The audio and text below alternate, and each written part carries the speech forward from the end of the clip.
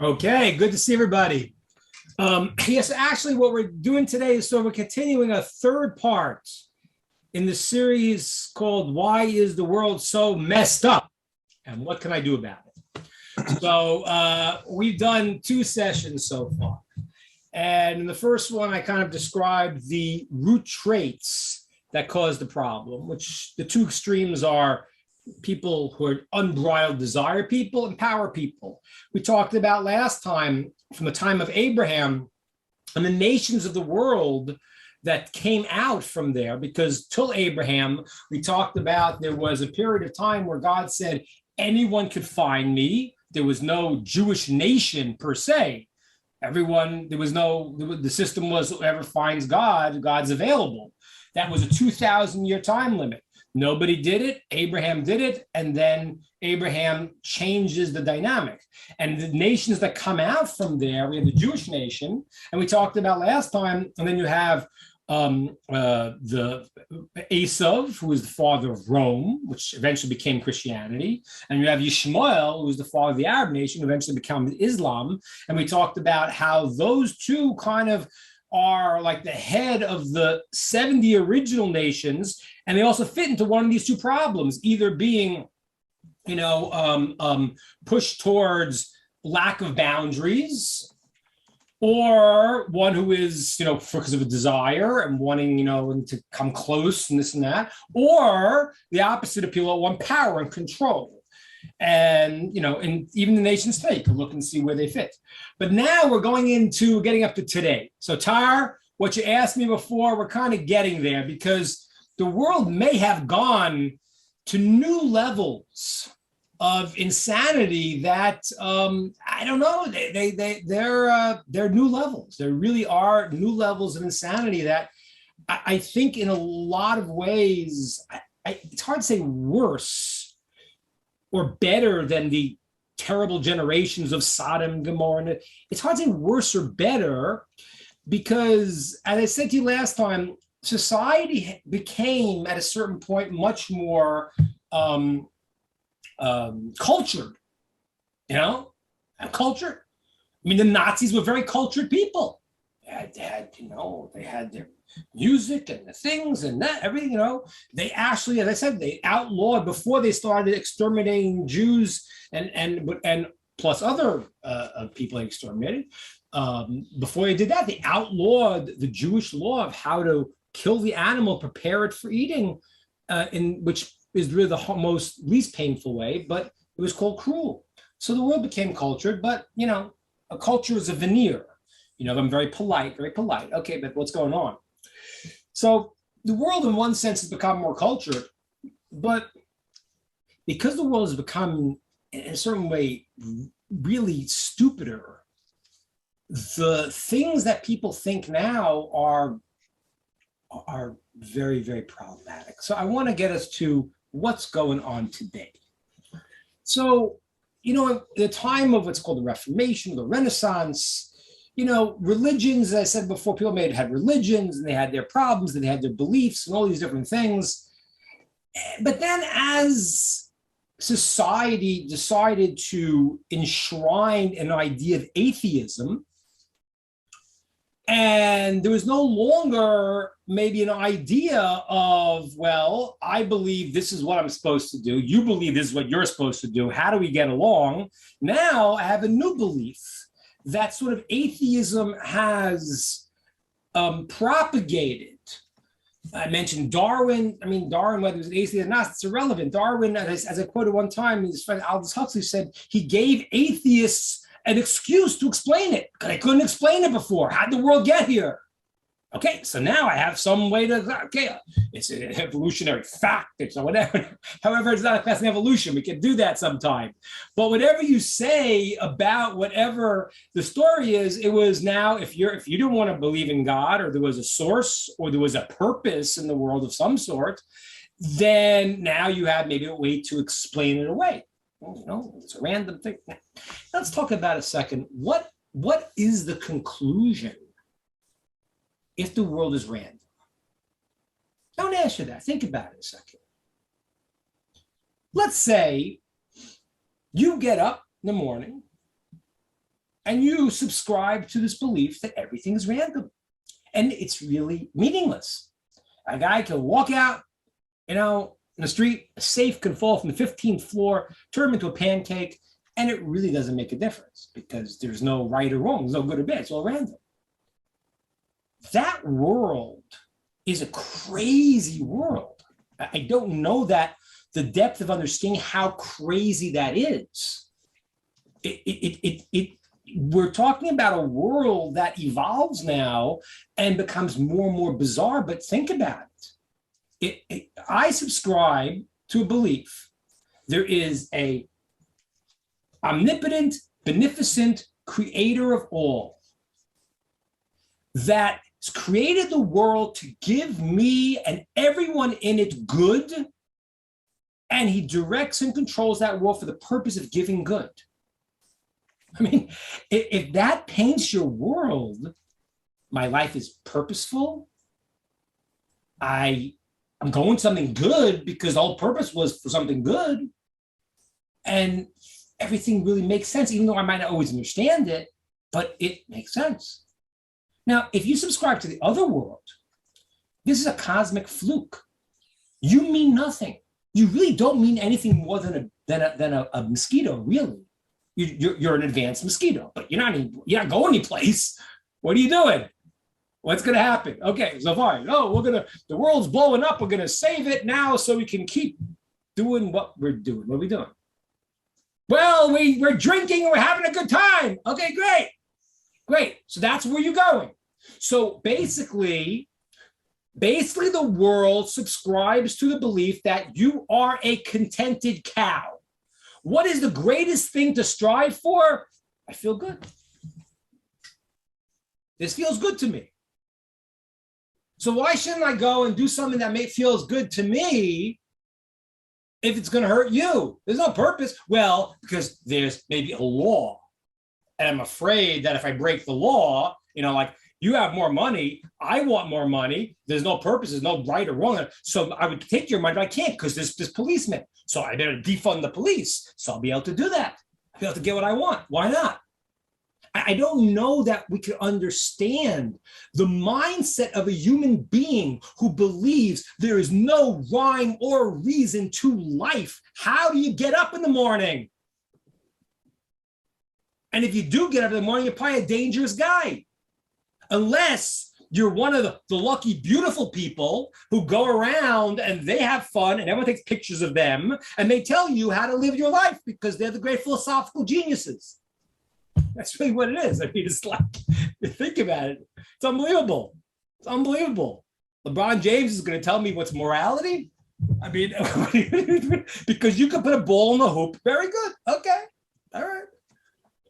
I mean, the people who tell us what's right and wrong and who to believe and what to believe have absolutely no credentials for any of these things, but they're having a good time and they got a platform and you're going to listen to them. So they're going to tell you.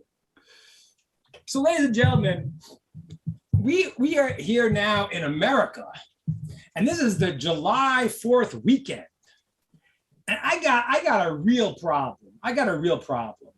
And this is from a rabbi, a Jew who grew up in America. And I want to have the proper, what's called hakaras hatov, gratitude. Because Ronald, I know you're in Australia, and Australia, the world picked up on a lot of the good things America did back hundreds of years ago. Well, what did it do? And where did this go crazy? Okay, let's understand this here.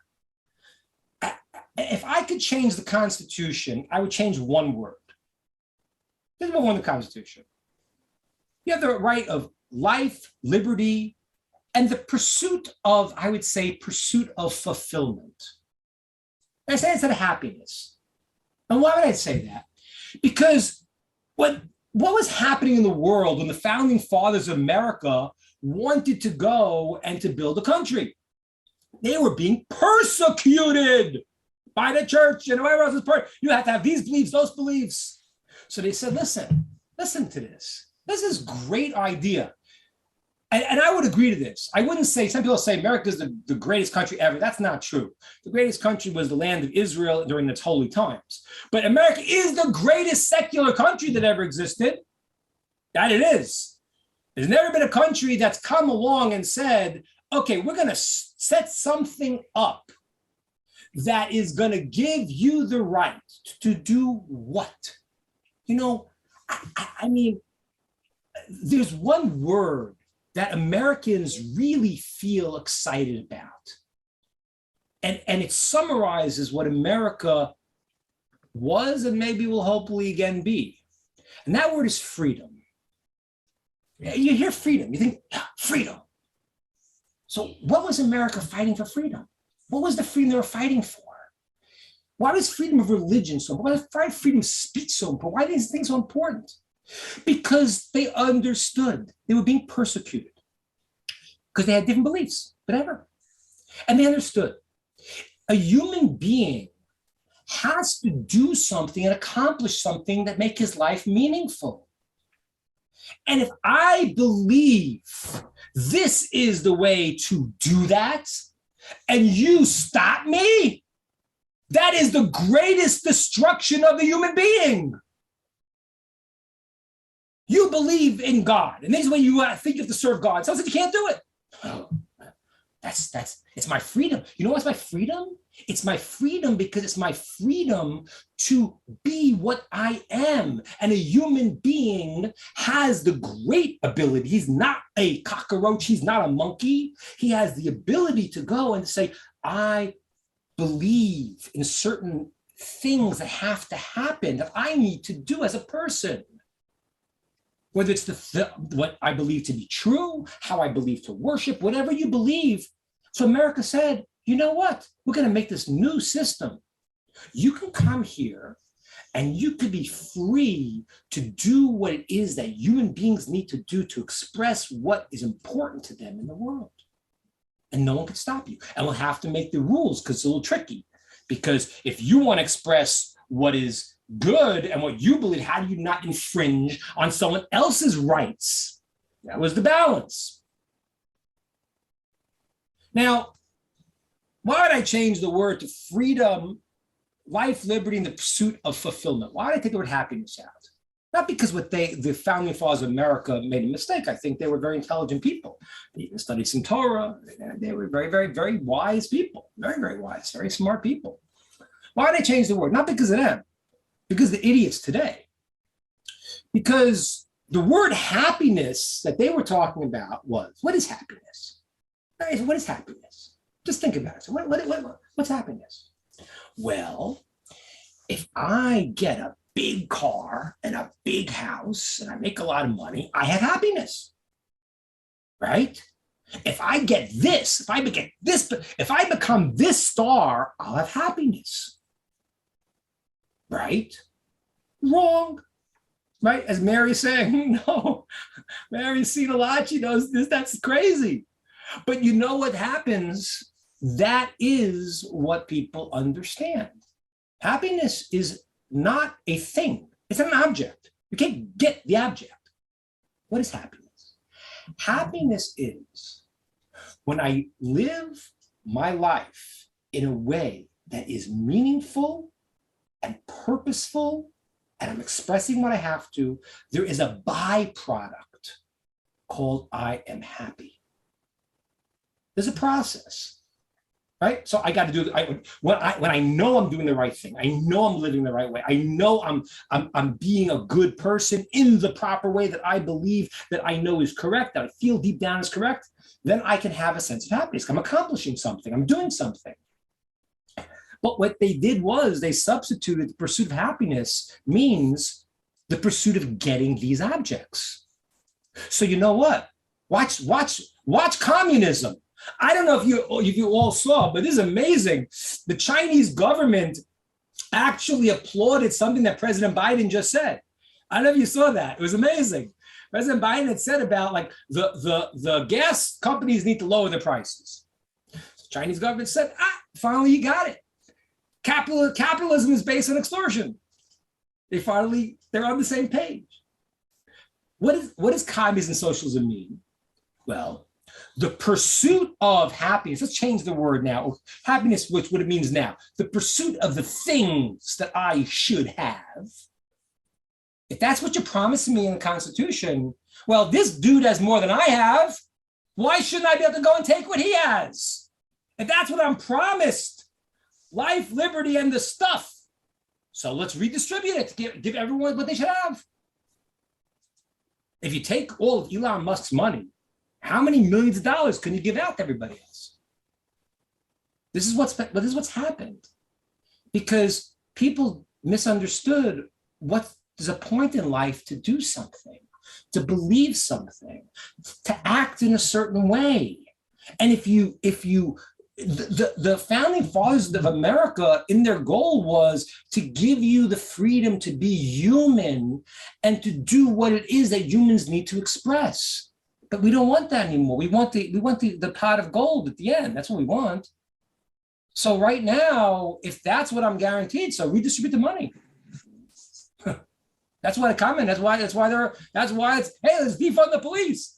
It says in the Talmud, in the Medrash, Mishnah, Mishnah says that if it wasn't for the fear of the government, people would swallow each other alive. And believe you me, they know that. Everyone who calls defund the police, the goal is because we're gonna we got a different world order.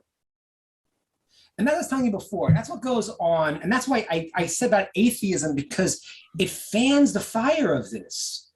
You're not going anyplace. I don't know, again, when they wrote the Constitution, I'm sure there were smart people, there were dumb people, not everyone was, but the idea that they had beliefs, or what they thought was true, and what they thought was right, and they needed the freedom to do that, that was because that's what it means to be a human being. Because I'm going someplace. What's the right thing to do? But if there is no right or wrong or reason or rhyme, and the world is random, and then you live 80 years and you drop dead and that's it.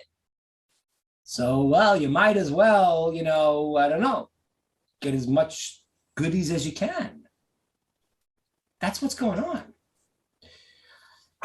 I want to say something now, and I'm a little bit hesitant to say this, because when Moshe was commanded to go to Pharaoh, Hashem said to give him honor as the monarch, because there is a certain honor you need in a position of being the leader.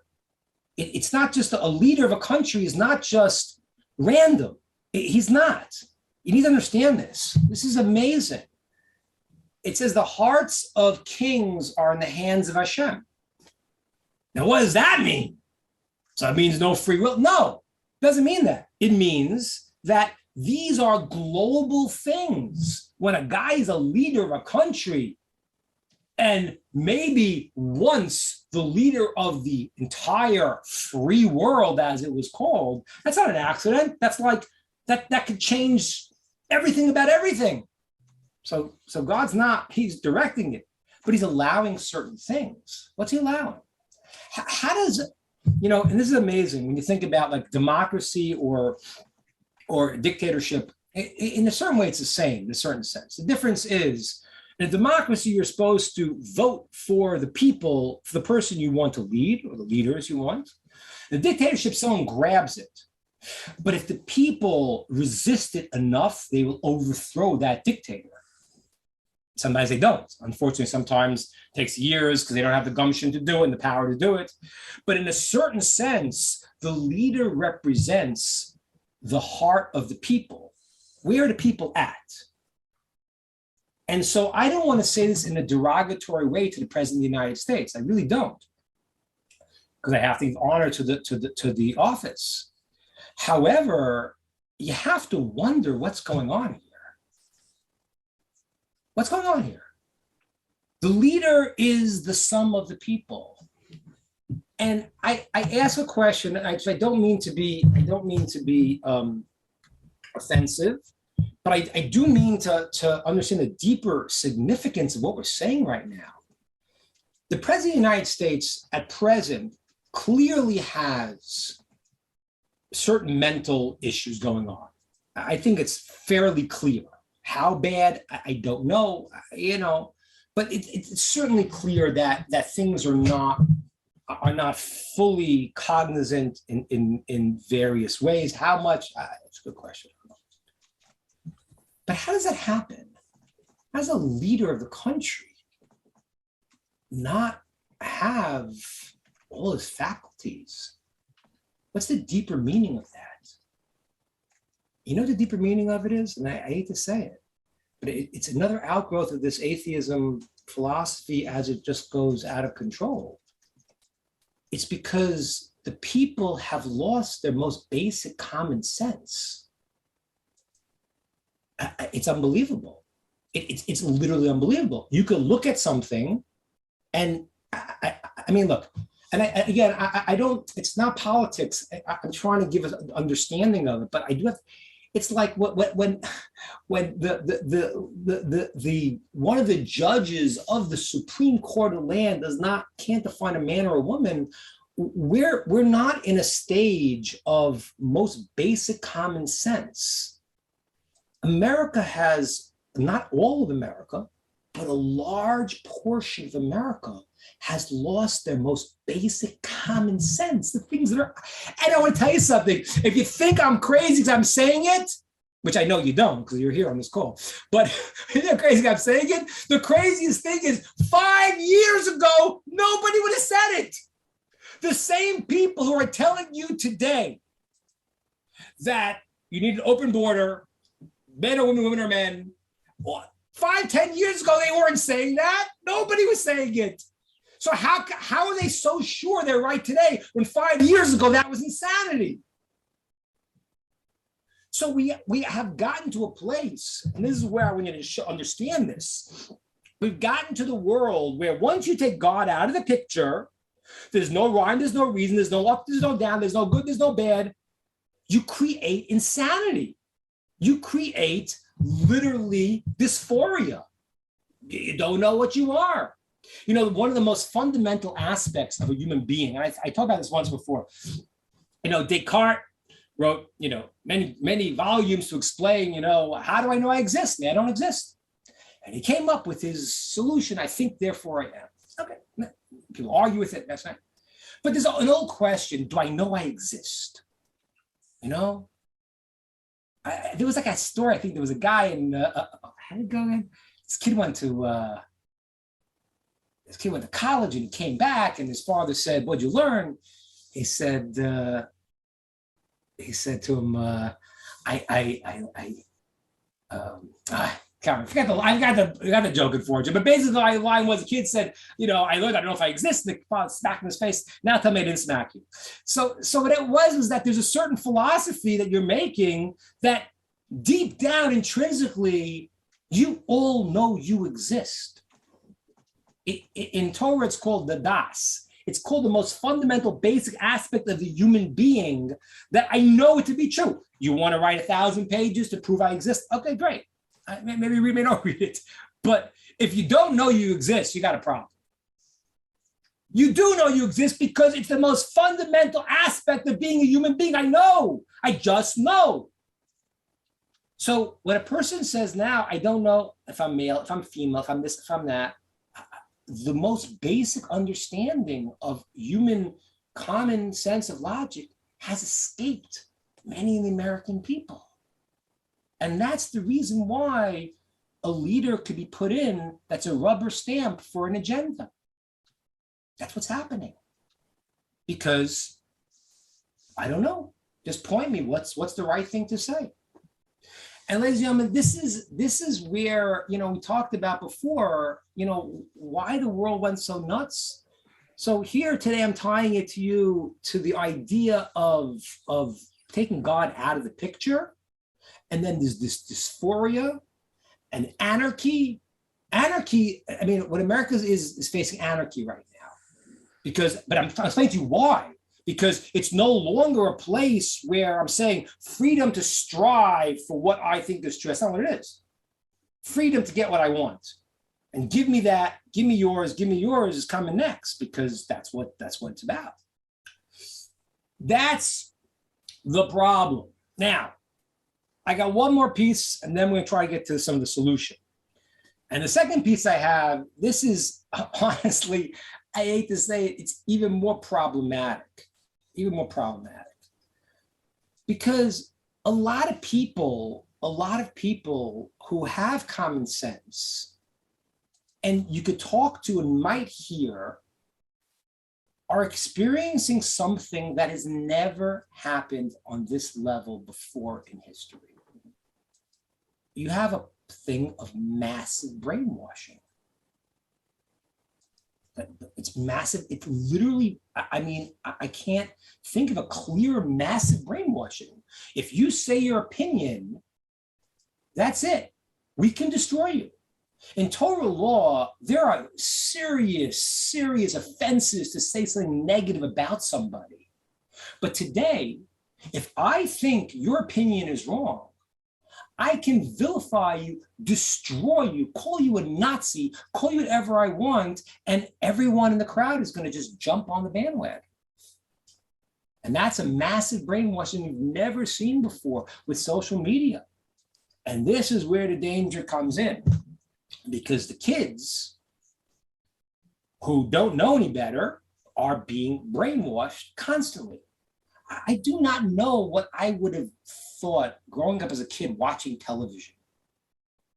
You know, when I was a kid, it's like, you know, the racy stuff was the Brady Bunch, you know? Like, it was like, you know, oh no, I Love Lucy. What trouble did Lucy get into now? You put on the TV today, and a kid watches something and says, is this reality? Is this right? Is this wrong?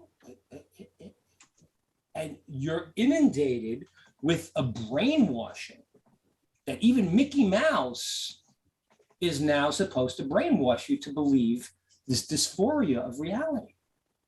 This is, ladies and gentlemen, as I start this series, and I want to get to the beauty of America, because it is the 4th of July, and America is a great country, and we need to save the country. We need to save the country. Now, I'll get to that in a second, but this is the process here. We have gone from a time of 2,000 years in the beginning, where God said, anyone could find me. People, their desires took them all crazy ways. They went where they went. Abraham, then we have this new stage. And then people are Abraham is given a system of truth, and people are changing the truth and having their own truths with their problems. Third stage that we're in now is that there's no longer a place of truth. There is no truth. The founding fathers of America never thought that. They thought everyone is going to stay for, I believe in this. But someone say, I believe in nothing, I don't believe in anything that they weren't planning on. So there were certain basic, understandings that they set up.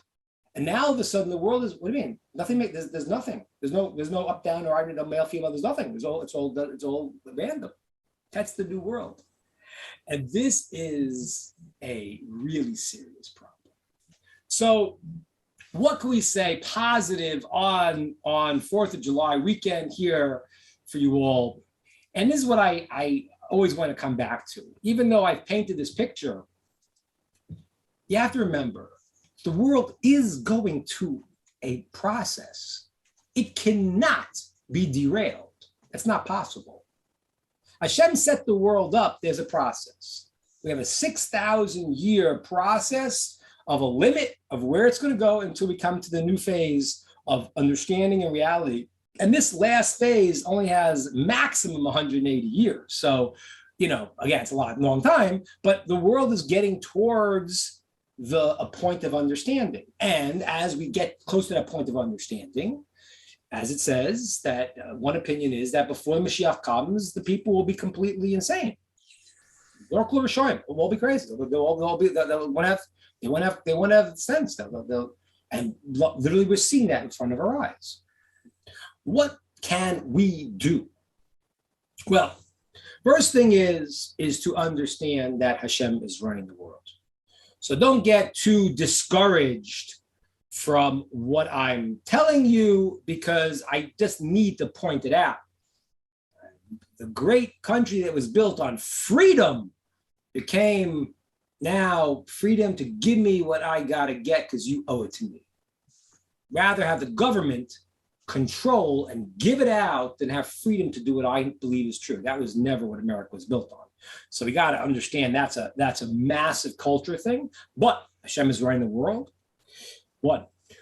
Two, what we have to do is, wherever country you're in, I mean, people in different countries, but this is a global thing here because the world has changed. It became the idea to become this global village. It has happened, and it will keep happening. And so, everyone is adopting the same mindsets that are being created in this bubble. Ladies and gentlemen, what you got to do now is you got to try to take back your countries. You really have to. Now, you might not be able to. You might be able to do it by yourself. But you have to try to educate your kids and your grandkids, and how to guard them from that smartphone and everything. I don't know. In Israel, the rabbis are very strict, and most people in the more observant world don't have a smartphone because you just have an open up box to everything. So I don't know how you control that. I mean, parents should get as many filters as they can and try to teach their kids how to communicate and what not to say.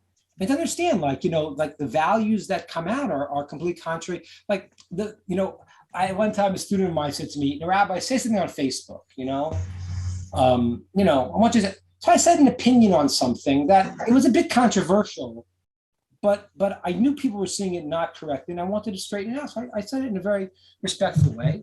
And then, people all of a sudden who would never talk to me as I'm the rabbi, wouldn't talk to me in my face, they felt very free on Facebook to just you know why? Because it's a vehicle of what's called Lashon Hara. That's what it is. It's a vehicle of slander. It's a vehicle of Lashon Hara. So you got to teach your kids and your friends and people you can influence not to see the world this way. So what's happening right now is, why is the world crazy? Because it's gone in this whole process, and now it's in the process of meaninglessness. And that's why it's getting so nutty tar. You want to know why it's getting out of control? Because there's no meaning to anything. It's all random. And so people are just creating havoc. That's something right now that we have to first pray, ask Hashem to help us, especially in our countries, especially as Noachites. Why? Because you don't want to get swept up into other people's insanities.